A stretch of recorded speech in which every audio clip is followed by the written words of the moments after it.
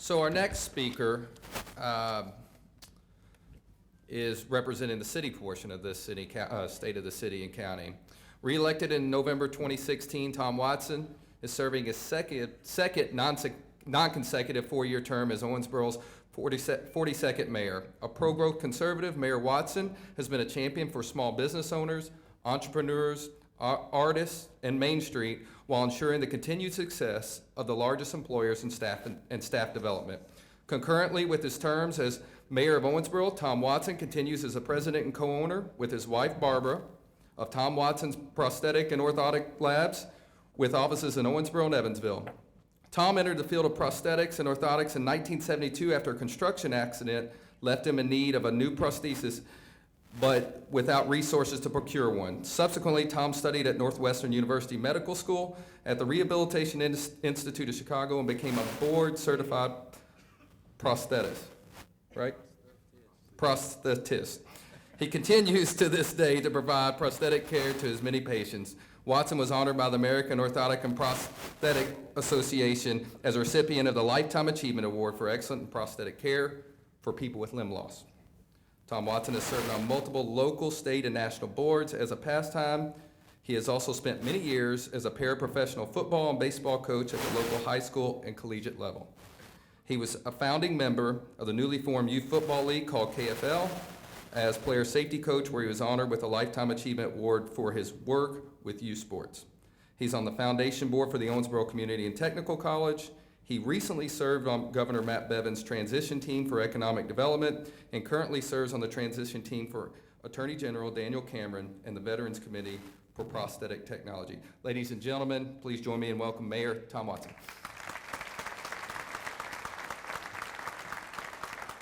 Welcome, and Judge, great job. I don't have the courage to have you all ask me a bunch of questions, so I really appreciate the fact that you went through that. I'd like to first thank my wife, Barbara, because when you elect one of us, guess what, Judy? You get us both. And it's so funny, we were at some function not long ago, and she looked at me and said, "I'm taking one for the team." So there's times when it gets long and arduous, and I love you, and I thank you for your help. And I want to thank Adrienne. She's put up with me now for 18 months, and she's done a great job of putting this little talk together. I'll try and go through this a little faster than normal. I'd like to recognize our city commission again. Please stand. We got Mayor Pro Tem, the boatman, Pam Smith-Wright, Larry Conder, and Jeff Sanford.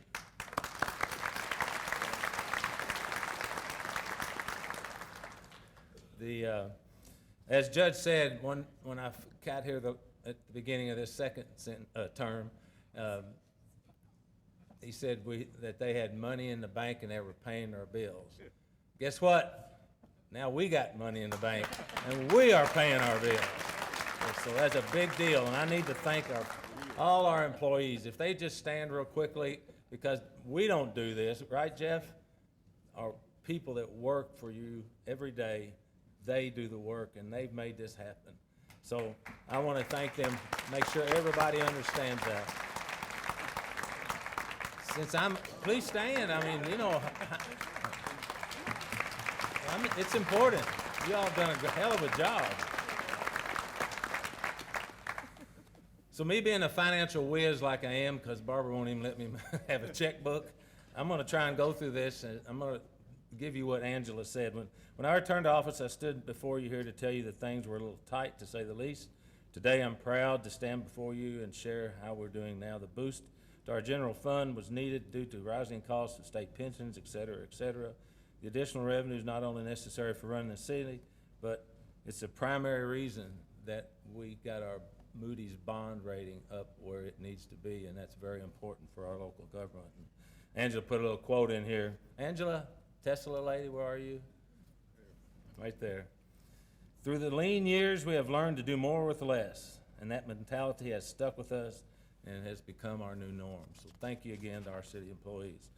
Our next slide is about our occupational business license at 3,154. That includes some renewals. And this last picture is really the staff that leads this financial group, and they were awarded another outstanding achievement for excellence in financial reporting. With growth comes attention, accolades which opens the doors in Frankfurt and in DC. Without these relationships, stagnation occurs. So I can't overemphasize the importance of building relationships with federal and state officials. And these relationships are not built overnight, let me tell you. You have to start early and stay with it. Access, every year the Chamber puts together a great fly-in to DC. I'm so tired when I get through with that I'm gonna sleep for 4 days. But it's unbelievable what Candace and her group do to get us in front of Senator McConnell, in front of Senator Rand Paul, in front of Brett Guthrie and others, Department of Transportation Secretary Elaine Chao, and obviously our own Todd Inman. Those people are relationships that our community has built relationships with, and that's what makes things happen on the local end. Just an example of that is $15 million Riverport Road project nearing the end of phase 1. Brian Wright, where are you? This is all about you, BW, wherever you are. And I'm very confident that we'll get this job done on time, under budget, and ready to produce again at the Riverport. The problem is with government, it takes forever to do anything, doesn't it, Judge? This project began, really they've got the preliminary engineering and environmental studies are complete, final design 2020, scheduled for construction in 2022. So that tells you how long it takes to do stuff. On another ongoing project is widening of 54. Has anybody out been on 54 and had traffic problems? That's a good thing, and that's a bad thing. But Denitra Henderson has done a tremendous job as Kentucky KYCT District 2 Chief Engineer. And her guidance, she's always accessible, and she's done an absolute great job of making that the #1 project in District 2 in the state of Kentucky. So I want to thank Denitra for sure. Now that's another little thing that's happened in the past, Natural Parkway to 165. But there was a big day not too long ago when the House of Representatives passed a government funding amendment that will designate roughly 40 miles of the Wendell H. Ford Parkway between Ohio County and Hopkins County, and it's going to be I-569. It'll be a big deal for that economic development. It's all about transportation. Just a little slide about what we've accumulated or have on tap, $119 million worth of transportation money. That's what makes this thing go. I share this next slide with you just to let you know how difficult it is to do stuff that's not in Kentucky. Bless their hearts. They're doing what they need to do, and that's move this road from Huntingburg northeast. They quite honestly had to get the House of Representatives and the Senate in Indiana to agree to do one part so that they could have this part so it wouldn't kind of bisect the state. Their project takes a little longer. If you'll, and I didn't put this slide up because it's a little bit depressing, but to do that road, sorry, Adrian, to do that road, they're talking about completion in 2028. Hell, I won't be driving in 2028. So I'm still concentrating on the part from the Natural Bridge to Huntingburg. It's 25 miles of asphalt, $10 million a mile. Hopefully someday we'll get there. So now a few things more local. The Hall of Fame, Bluegrass Hall of Fame and Bluegrass Music and Hall of Fame Museum drew over 35,000 people in its first year from 47 states, 15 countries to downtown Owensboro. Now, Mark Calitri, that ought to make you and little Kirk Feller awful happy. So, but I would really like to recognize Chris Joslin. Is he here today? I didn't hear the banjo going. He is an invaluable intellectual capital that we need here in our community, and he's done a fabulous job. He's always kind. He'll call me and says, Mary, I got a couple of tickets. You want to come and see these? And I ask him, well, how much twanging is it going to be? And he says, it's a bunch of instrumental. You're going to love it. Barbara and I go, and we've had wonderful success there.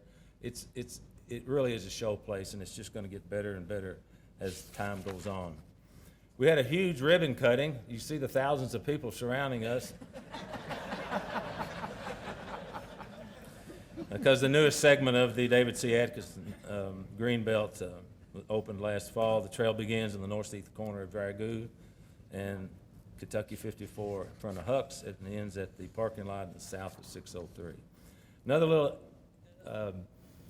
there's 4 little things that we think as a community make us better. We put a plaque up for Wayman Morrison at his Wayman Morris Park to serve as a reminder of the connections to the park and to educate future generations on his contributions to Owensboro. Playground equipment, there you can see really the wide world of sports as somebody standing in front of all those kids. And we replaced all of the equipment at the Chautauqua Park. We opened the first dog park. And the last picture on that slide, when a 7-year-old asks you to put a snake around your neck, what are you going to do? You're going to put a snake around your neck. Didn't like it much, but I did it anyway. But that, the Joe Ford Nature Center is really a hidden gem, and you need to go out there and check it out. It's pretty cool. We were determined to live up to the 2004 Sports Illustrated title of Kentucky #1 sports town, with the renovations being done at Owensboro softball complex at Jack C. Fisher Park, the new pickleball courts at York Park, and many other sporting venues. Owensboro is set to host several tournaments through the next year. And that's my brother-in-law. It's a little self-serving, but Tony has done a heck of a job working on that park all these years. So the renovations at Jack C. Fisher Park, we're going to have synthetic infield, expanding the front and back parking lots, to redesign the ticket entrance, add batting cages. I mean, you imagine having a ballpark with no batting cages? I couldn't remember that. That's crazy. Warm-up area, rebranding the park, improvements to the 5th field so you can practice. The front parking lots added 6 to 8 additional spaces, and complete revamping of the fields should be finished by, where's Bigfoot? By mid-May. I saw a man that couldn't make it today, so I had to pull you out. So, but it's going to be a park unlike any other in our community. Again, our people at Public Works have done a fabulous job, as always. It may not sound like much to you, but when we didn't do it for a long time, we filled 2,695 potholes of the 10,550 of them that are in Owensboro. So I thought we made some progress. We paved, you noticed the paving, 7.35 miles of street. The sanitation department collected over 34,000 tons of solid waste in 2019 and collected over 200 tons of limbs. Our first responders, a big part of our team. Guess what? We got a new fire chief, veteran of the fire department, in-house James Howard. He was named our fire chief. The fire department got some grant money, and they're gonna, I never thought I'd see the day when the firefighters had to have bulletproof vests and helmets, but that's coming, and it's there. So we're happy to do that, and I want to thank former Kentucky Homeland Security Chief John Doc Holliday for his help in that. OPD, if I had to list all the stuff those guys did in the last year, we'd be here a while. So like I told Dr. Brake, you'll have to see the attachments on this one. The flex team issued hundreds of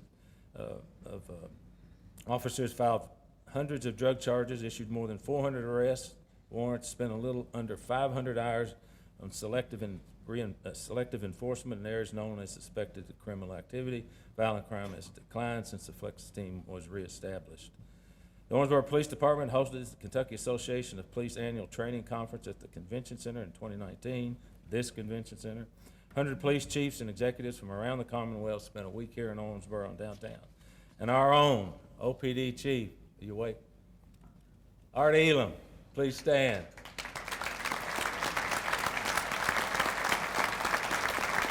He was sworn in as KAPC president during the conference, and we're very happy for that acknowledgement. The next slide is one I'm sure you all might understand. Guess what? The city takes ownership of Gabe Tower. Do I have to say anything else? No. Okay. No, there you go. And then the next thing that we're trying to pull off, it's the bridge lighting. Construction on the relighting of the bridge, Bigfoot, is scheduled to begin this month and is estimated to completed in 6 to 7 months.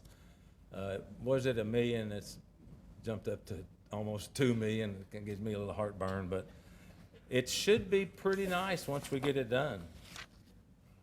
So I'm hoping that everybody's going to be excited about that. Thank you. And speaking of the water in the river, I slumped this one in on you. Sorry about that, Ann. We had the announcement of our new hydrant fair. It's going to be in August. We thank Jago Holmes for being the lead sponsor on that. It's going to be in August. Please attend. We need this to be successful to keep new events coming to Owensboro. We're approaching 60,000 people in the city of Owensboro. And I believe, as Malcolm Bryant once said, that we're truly building our community one person at a time. Chris Joslin, our new, oops, they left. I don't blame them. They have to make work. That's what we have to do. We have to continue to build it one person at a time. So that, I know that we had a sign out there on Parish Avenue for 25 years that said 53,250 people. And people would come in to visit me and say, damn, Tommy, don't y'all ever grow? I said, we're growing now, and it's because of all these things that the county and chamber and all the people in this community are working together. I want to also always recognize our existing businesses because they are the lifeblood of our community. I want to talk about Owensboro Grain. Helen Cornell's got that place rocking. Swedish Match just added a $115 million addition. They're in the county, Judge, but I still think it's great for our community. E.M. Ford got away from that big old tree and came back downtown. Excited about that after 35 years out on Frederica. And Casson Steel is expanding as we speak. They have 171 employees doing business in Kentucky, Indiana, Tennessee, Ohio, Illinois, and Oklahoma. Another key to our economic development, which is what I'm all about, is our colleges and our universities. They're doing a fantastic job. The community college opened 3 innovation boards this year, and I'm on that foundation board. And Mike Rogers, Dr. Williams, if you're here, take a bow, because that place is rocking. Of course, Brushy University is building faster than we can keep up with them, thanks to Father Larry and his group. They're doing a wonderful job. Kentucky Wesleyan College just swore in their new president, and if I get it wrong, Mitzel? Dr. Mitzel, is he here today? Hey, did I get it wrong? Close? That's not bad for me. And of course, WKUO always in our mind because we got to have that 2+2 program between the community college and the 4-year degree. Next thing that I thought was a really big deal was when the local investors bought Town Square Mall. You can't imagine that's probably the only piece of property that's got any land around it left in our community. And we are so happy to have that in local hands.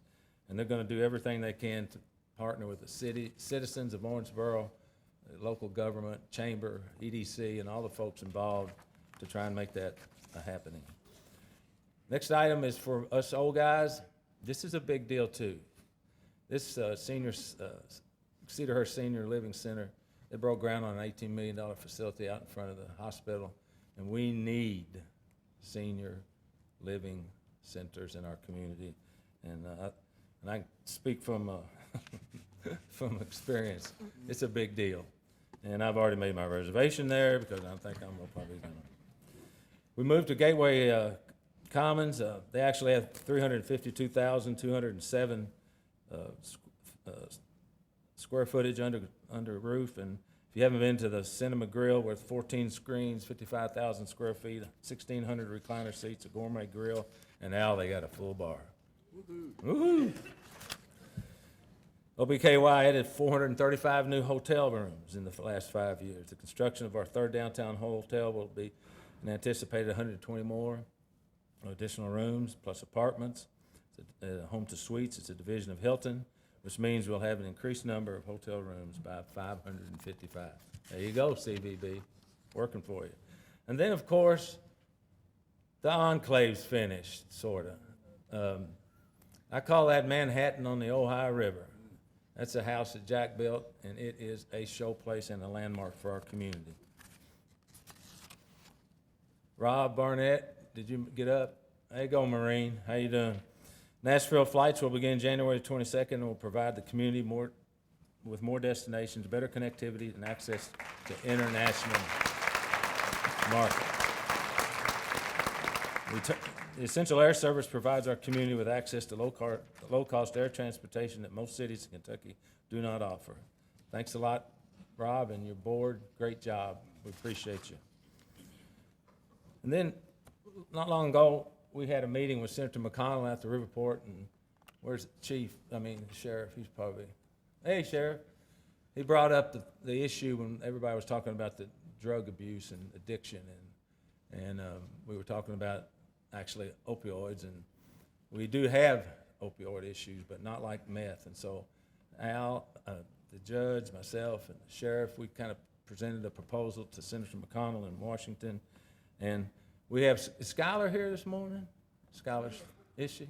Where is Skylar? Hey, this cat, she's something, I'm telling you. I give her a job, and she calls me back in about 30 minutes, says, okay, now what?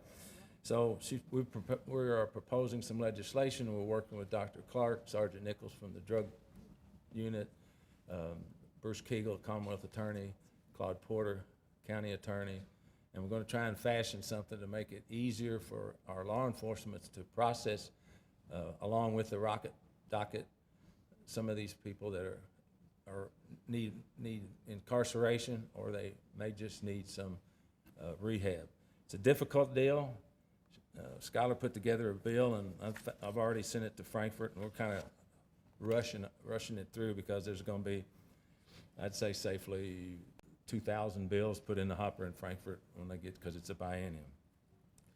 Once again, we got pigs, and I'm telling you, this 8 fiberglass pigs were designed and displayed throughout the city, raising $40,000 for the local nonprofits.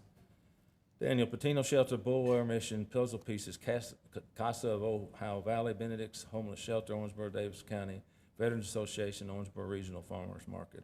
I need to thank Brooklyn Maple and her team at Specialty Food Group for keeping that project alive. Next thing we got accomplished was proud to be an American. We had one of the most unbelievable few days with the National Guard deployment, 206 Engineering Battalion. 159 men and women were deployed to the U.S. Central Command region in the Middle East. God bless these warriors. I want to thank Barbara Porter and Rotary Club, Tommy and Kathy Mullins, the supporters who lined the streets, and the wonderful airport and convention center folks who made this happen. I just got an email from Sergeant Matt Hamilton, the kid I coached in middle school football, and the flags, our city flag has already been flown in New Mexico, Texas, Kuwait, Iraq, and Jordan. So thank you all for supporting that project. It was a lot of fun to see them all. And in conjunction with that, Gold Star Families, we put together a program with Kathy Mullins leading, and Adrian and myself, and tried to raise some money for the Gold Star families, and we'll have this monument downtown on the east side of the Shelter Memorial. I want to thank the contributors, the taxpayers of the City of Owensboro and Davis County Fiscal Court, the now defunct Owensboro, Downtown Owensboro Group, Owensboro Grain, Public Life Foundation, Atmos Energy, Glenn Funeral Home and Crematorium, Owensboro Rotary Club, and Independence Bank. We raised money faster for this monument than any community has ever raised one for Woody Wilson's Gold Star family. So thank you all as a community.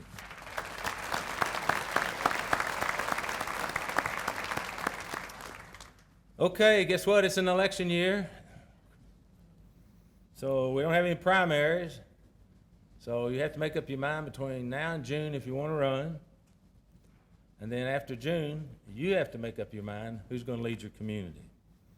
And things get a little crazy sometimes in election year. And I can tell you that so please vote, understand who's running, understand who can lead you. We want to continue to have a representative form of democracy instead of an administrative form of government. So take time and pay attention, follow the Go Vote bunch from the Chamber of Commerce, and let's continue this great community in the right way. And this is my favorite quote. There's no limit to the amount of good you can do if you don't care who gets the credit. Every elected official should live by that, because that by far will mean that seat doesn't belong to me, it belongs to you. So we're gonna try very hard to continue that. Just to let you know, if you want to be mayor, here's a few of the things I did this year. At 315 meetings in City Hall. Those are the ones Adrian knows about. I have an average of 3 hours and 52 minutes on my cell phone screen time, and spend quite a bit of time at home trying to figure things out late into the night. And Barbara goes, "Is it ever going to shut off?" And I go, "I don't think so." So there's a lot of work. It's a part-time job. Plus, I saw over 215 patients at my 2 offices and on all these boards. So if you want to be mayor, you got work to do. There's a lot going on, right, Judge? And if you want to make everybody happy, sell ice cream. I can tell you that right now, 'cause it's an interesting thing. Quickly, I'll go through our downtown project. Last year, I showed you the 3-legged stool. We're still concerned about housing. We have hired a A-plus group, David Johnson and Fred Reeves, to kind of put together a plan. I took a little heat over this, but I promise you, we have a couple of ideas from our group that they're gonna answer to the commission, and the chamber's gonna help with their admin work. It's too big a project for our staff to do inside the Beltway. It's very complex, and my top directives have been to figure out how we can enhance, do something with our Owensboro Science Museum, and we'd really love to have an opportunity to park folks in the Grits Garage. But everything else they do, that's fine, but those are my 2 top initiatives. And they will be working close with us and not go off on some tangent. And I trust these 2 guys. I know them. They're Owensboro people. But you look at this slide, and it's a jigsaw puzzle to try and piece property together to make one development takes property from this part. The property values have escalated. Ask the veterans down there at the VFW. And it's a difficult thing, and we quite honestly don't have the staff to do it without really cutting into what we do at City Hall. We were fortunate to break ground on that great big hotel that's gonna make CVB just unbelievably successful. We want to thank that group from Home to Suites by Hilton. It's going to be a landmark. It's going to be 15 stories. It's going to have apartments, condos, and it's going to be the first piece of the puzzle to try and get people to move downtown. Without people downtown, downtowns suffer. So thanks again to Matt and his bunch. It's only going to be $60 million. So. The OBKY project, we had some success with that. It took longer than, well, it didn't take longer because it's government, right? It takes a little longer than, we have the district where you can wander around with your green cup. And I want to thank Pamela for our increased ridership in OTS. Partly due to OTS Supports Education Program, where through a partnership with OTC and Kentucky Wesleyan, college students offered free bus rides with a current ID. Transportation, again, is an issue for non-traditional students and students that are not non-traditional. The Mayor's Mile, not my mile, all mayors, get that through your head. Barbara named our little pig Miley. So it starts at the River Park Center, takes walkers, joggers, and bikers along a 1-mile journey to downtown. But guess what? There's always more to do. I'm a firm believer that we don't come into this world with a predetermined destiny. Destiny is what you make it. And I'm asking you, do you want to be the 3rd largest city in Kentucky again? I personally think we need to. So I'm going to offer a few, oh, and by the way, here's a little food for thought. Joy is eating mutton sandwiches, I think, wasn't it mutton? Yeah. So I had to fight Adrian to put this one in there for me because it is, and anyway. So here's a few ideas that I'd like to share with you quickly. They're a little comprehensive, but it's just food for thought, things that we need to be thinking about as we move our community forward. How many new businesses get started in our community each year, and how does that compare to other similar areas? How do we distinguish between small business and entrepreneurs? And what do we do to support and encourage each group? Are there any new and emerging areas in business where we have some distinct competitive advantages? I think of hemp right off the bat. Are we using all of our resources wisely and efficiently? Are there programs or positions that we should end and reallocate funds to a higher priority area? Have we adequately defined the roles of all the agencies that have a direct role in developing our community? As you can tell, economic development is on my mind. We all recognize the fact that our people are ultimately our product. Their combined skills, abilities, and talents will determine our success. What mechanisms do we have in place to influence, support, and improve available educational and personal development opportunities? How are we encouraging people to take advantage of those opportunities? Are we active enough in the state and national levels in attempting to influence and change the environment in which we carry out our business?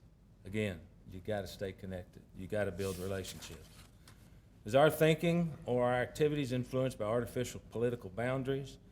Or do we act as if we truly recognize the blindness of money to the lines that separate cities, counties, and states? Is the organization that leads our economic development program properly staffed and focused and structured? Because you'll never reach your destination if you stop to throw stones at every dog that barks. I thank you very much for allowing me to serve. It's probably my last talk. It's been an honor. I love this community, and I know you do too. So let's all make it a community. Let's all come together as best we possibly can and have a diversity of opinion and get along with that diversity. So thank you, God bless, and let's go keep America, what is it? Owensboro greater. Let's make Owensboro greater. Thank you.